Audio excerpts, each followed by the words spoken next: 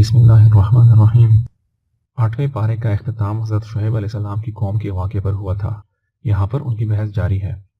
قوم کے سردار اور بڑے آدمی کہنے لگے، اے شعیب، یا تو ہمارے مذہب پر آ جا یا ہم تمہیں اور تمہارے ماننے والوں کو شہر سے نکال دیں گے۔ انہوں نے فرمایا، ہمارا بھروسہ اللہ تعالیٰ پر ہے اور وہ بہتر فیصلہ کرنے والا ہے۔ پھر اللہ کی طرف سے زلزلے کی صورت میں عذاب الہی آیا اور منکرین حق اپنے گھروں میں اوندے پڑے رہ گئے۔ ہم نے جب کبھی کسی بستی میں کوئی نبی بھیجا، اس بستی کے منکروں کو سختیوں اور نقصانوں میں مبتلا کیا تاکہ سرکشی سے باز آئیں اور عاجزی اختیار کریں۔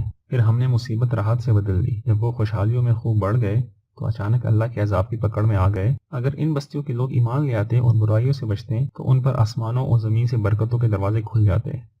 کیا ان کو اس بات کی خبر نہیں کہ ہمارا عذاب راتوں رات یا دن دہاڑے کبھی بھی آ جائے؟ کیا وہ اللہ کی مخفی تدبیروں سے اتنے بے خوف ہو گئے ہیں؟ اگلی چند آیات میں موسیٰ علیہ السلام اور ان کی قوم بنی اسرائیل اور فرعون اور اس کے درباریوں سے متعلق کچھ واقعات نصیحت حاصل کرنے کے لیے بیان کیے گئے ہیں، اور حق اور باطل کی کشمکش میں ہونے والے چند تاریخی واقعات اور اس میں سچے مسلمانوں کی کامیابی جبکہ دین کی راہ میں رکاوٹیں کھڑی کرنے والوں کی ناکامی کا تذکرہ ہے۔ تورات میں لوگوں کے لیے ہدایت تھی۔ موسیٰ علیہ السلام نے اپنی قوم میں سے 70 آدمیوں کو کوہ طور پر بلایا تاکہ وہ موسیٰ علیہ السلام کو رب سے ہم کلام ہوتے ہوئے خود سن لیں۔ ان لوگوں نے اللہ کے دیدار کا مطالبہ کیا تو اللہ تعالیٰ نے انہیں ہلاک کر دیا۔ موسیٰ علیہ السلام نے عرض کیا، اے الہی، یقیناً یہ تیری طرف سے ایک آزمائش ہے، ہم توبہ کرتے ہیں، ہمارے لیے دنیا اور آخرت میں بھلائی مقدر فرما دے۔ فرمان الہی ہوا، میرا عذاب جسے میں چاہوں گا پہنچے گا، رہی میری رحمت تو وہ ہر شے پر غالب ہے۔ میں اپنی رحمت ان لوگوں کی مقدر کر دوں گا جو برائیوں سے بچنے والے، آیات الہی پر ایمان رکھنے والے اور زکوٰۃ ادا کرنے والے ہوں گے۔ اے نبی، آپ ان لوگوں میں اعلان فرما دیں کہ میں تمام نسل انسانی کی طرف رسول بن کر آیا ہوں، اس خدا کی طرف سے جو آسمان اور زمین کا بادشاہ ہے۔ اس لیے مجھ پر ایمان لے آؤ اور میری لائی ہوئی کتاب پر تاکہ تم ہدایت پاؤ۔ بنی اسرائیل 2 گروہوں میں بٹ گئے، نیکوکار اور بدکار۔ پھر ان کی جگہ نالائق اور برے جانشینوں نے لے لی۔ وہ دنیا کے ادنا فائدے کے لیے دین کی تعلیمات بیچتے اور کہتے کہ ہمیں اس کی معافی مل جائے گی۔ اللہ کریم کا فیصلہ ہے کہ جو لوگ اللہ کی کتاب کو مضبوط تھامے ہوئے ہیں اور اپنی نمازوں میں سرگرم ہیں، ان کے لیے کوئی کھٹکا نہیں۔ اللہ کی ہستی کا اعتراف ہر انسان کی فطرت میں موجود ہے۔ اس نے ان سے عہد لیا تھا کہ کیا میں تمہارا رب نہیں ہوں؟ تو سب نے اقرار کیا تھا کہ تو ہی ہمارا رب ہے۔ لہٰذا اب کسی مشرک یا بد عمل کے لیے یہ بہانہ نہیں ہو سکتا کہ اس نے اپنے باپ دادا کے طریقوں کو اختیار کیا ہے۔ اے نبی، انہیں پہلی بدکردار قوموں کے انجام بد سے آگاہ فرما دیجیے۔ ہدایت اسی کو ملے گی جو اللہ سے ہدایت پائے گا۔ گمراہ خسارے میں ہوں گے۔ ان کے دل ہوں گے مگر شعور سے خالی، آنکھیں ہوں گی مگر حقیقت سے بے نور، کان ہوں گے مگر حق نہ سن سکیں گے۔ یہ جانور ہوں گے بلکہ ان سے بھی بدتر، کیونکہ یہ دین کے بارے میں غافل ہیں۔ جو ہماری آیات کو جھٹلائیں گے وہ بتدریج شدید عذاب سے دوچار ہوں گے۔ ان سے کہا جائے گا کہ تم نے غور و فکر سے کیوں کام نہیں لیا تھا؟ یا زمین و آسمان کی حدود میں اللہ کی ہزارہا نشانیاں موجود نہیں تھی؟ حق تو یہ ہے کہ اللہ جس پر گمراہی کا حکم لگا دے اس کا کوئی رہنمائی کرنے والا نہیں۔ یہ قیامت کے بارے میں دریافت کرتے ہیں کہ قیامت کب آئے گی۔ ان سے کہہ دیں اس کا علم صرف خدا کو ہے، وہ اچانک آ لے گی۔ نفع و نقصان کا مالک اللہ ہے، اگر میرا اختیار ہوتا تو میں صرف بھلائی چاہتا، مجھے کوئی نقصان نہ پہنچاتا۔ میں اہل ایمان کے لیے نیک عمل پر جنت کی خوشخبری اور بد عمل پر جہنم سے ڈرانے والا بن کر آیا ہوں۔ تمہیں کیا ہو گیا ہے کہ تم ہدایت کی پیروی نہیں کرتے ہو؟ اپنی جیسی مخلوق کو اللہ کے شریک ٹھہراتے ہو۔ انہیں پکار کر دیکھو، وہ تمہاری کسی پکار کا جواب نہ دے سکیں گے۔ ان کے اپنے پاؤں نہیں کہ چل سکیں، ہاتھ نہیں کہ پکڑ سکیں، آنکھیں نہیں کہ اسے دیکھ سکیں، کان نہیں جس سے سن سکیں۔ میری فریادوں کو سننے والا اور حقیقی مشکل کشا تو اللہ ہے، جس نے یہ کتاب نازل فرمائی، وہ نیکوکاروں کا مددگار ہے۔ اے نبی، آپ کا طریقہ یہ ہونا چاہیے کہ ہر حال میں درگزر کا شیوہ اختیار کریں۔ شیطانی وسوسوں کا علاج اللہ کی یاد میں ہے۔ جو لوگ متقی ہیں ان کا ضمیر ایسا بیدار ہو جاتا ہے کہ جو ہی کوئی وسوسہ دل میں آتا ہے وہ فوراً چونک اٹھتے ہیں اور ان پر نیکی کی روشنی نمودار ہو جاتی ہے۔ کلام الہی کو دل لگا کر سننا بھی شیطانی وسوسوں کے اثرات کو دور کرتا ہے۔ قرآن عزیز ہدایت اور رحمت ہے مگر ان کے لیے جو یقین رکھتے ہیں۔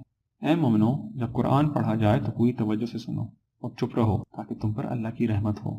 سورت کے آخر میں حضور اقدس صلی اللہ علیہ وآلہ وسلم اور قرآن کے ہر پڑھنے والے کو ہدایت فرمائی کہ صبح اور شام اپنے پروردگار کو یاد کر لیا کرو، دل ہی دل میں عاجزی سے ڈرتے ہوئے بھی اور زبان سے آہستہ آہستہ بغیر پکارے بھی، کسی وقت غافل نہ ہونا۔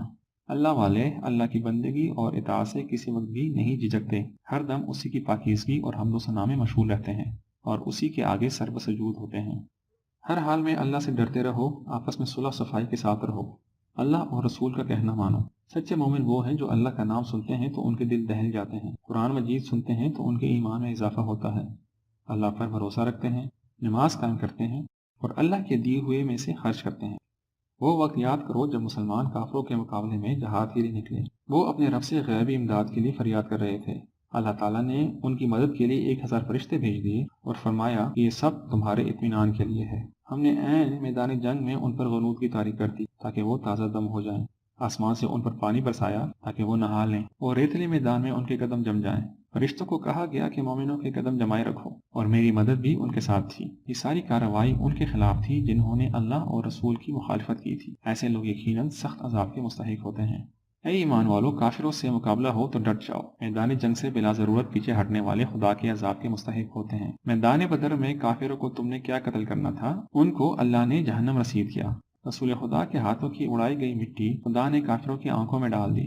اے کافروں، تم بدر میں جس حقیقت کو دیکھ چکے ہو اس کو حرف آخر نہ سمجھو۔ اگر تم نے آئندہ بھی ایسی حرکت کی تو پھر بھی تمہارا یہی حشر ہوگا۔ تمہاری کثرت تعداد تمہیں اللہ کی گرفت سے نہ بچا سکے گی۔ اللہ تعالیٰ کی مدد مومنوں کے ساتھ ہے۔ اے مسلمانوں، اللہ اور رسول کا کہا مانو اور ان لوگوں کی طرح نہ ہو جاؤ جنہوں نے زبان سے تو کہا کہ ہم نے سن لیا ہے مگر حقیقت یہ تھی کہ وہ سنتے نہ تھے۔ ایسے لوگ خدا کے نزدیک بدترین حیوان ہیں۔ یہ لوگ ہر خیر سے محروم ہیں اور نہ ان کو اللہ تعالیٰ ضرور سنواتا۔ جب اللہ اور اس کا رسول کوئی حکم دے تو اسے قبول کر لو۔ ان فتنوں سے بچو کہ جب وہ اٹھتے ہیں تو صرف انہی کا نقصان نہیں ہوتا جو فتنہ برپا کرنے والے ہیں، بلکہ سبھی اس کی لپیٹ میں آ جاتے ہیں۔ یہ اس لیے کہ دوسروں نے فتنہ کرنے والوں کو روکا کیوں نہیں۔ یاد کرو کہ تم تعداد میں کم تھے، تم ڈرتے تھے کہ یہ لوگ تمہیں اڑا کر نہ لے جائیں، تو اللہ کریم نے تمہیں ٹھکانہ دیا، اپنی مدد سے قوت بخشی اور پاکیزہ رزق عطا کیا تاکہ تم شکر گزار بنو۔ اے ایمان والو، تم خیانت نہ کرو، نہ ہی اللہ کے دین میں، نہ ہی رسول صلی اللہ علیہ وسلم کی اطاعت میں، اور نہ ہی اپنی امانتوں میں خیانت کرو، اور خوب جان لو کہ تمہارے مال و دولت اور اولاد بڑی آزمائش ہیں۔ وہ دن نہ بھولو جب کافروں کا منصوبہ تھا کہ حضور صلی اللہ علیہ وآلہ وسلم کو قید کر دیں، شہید کر دیں یا جلا وطن کر دیں، مگر ان کی سازشیں اللہ کے مقابلے میں ناکام ہو گئی۔ جب ان کے سامنے اللہ کا کلام پڑھا جاتا تو یہ کافر قرآن شریف کو پہلی قوموں کے افسانے بتاتے اور کہتے کہ اے اللہ، اگر یہ قرآن سچا ہے تو پھر ہم پر پتھروں کی بارش نازل کر دیں۔ لیکن آپ اور ایمان والے مکہ میں ان کے درمیان موجود تھے تو ان پر عذاب الہی کیسے آتا؟ اب یہ لوگ اللہ بزرگ و برتر کی گرفت سے کیسے بچیں گے؟ بے شک کفار و مشرکین اپنا سارا مال و دولت اسلام کا راستہ روکنے میں خرچ کر کے دیکھ لیں، یہ بالآخر مغلوب ہوں گے۔ اللہ تعالیٰ ناپاک کو پاک سے ضرور الگ کرے گا اور ان کا ٹھکانہ جہنم ہوگا۔ اے نبی، اسلام کے دشمنوں سے کہہ دیجئے اگر تم اب بھی باز آ جاؤ تو جو کچھ پہلے کر چکے ہو معاف کر دیا جائے گا، لیکن پھر بھی ایسی حرکت کی تو پہلی قوموں کی طرح تم بھی سزا پاؤ گے۔ مسلمانوں، تم ان کے خلاف نبرد آزما رہو یہاں تک کہ فتنے کا سر کچلا جائے اور اللہ کا دین غالب آ جائے۔ اگر کوئی راہ حق سے پھرتا ہے تو وہ جان لے کہ تمہارا آقا اللہ ہے، وہ سب سے اچھا آقا اور سب سے اچھا مددگار ہے۔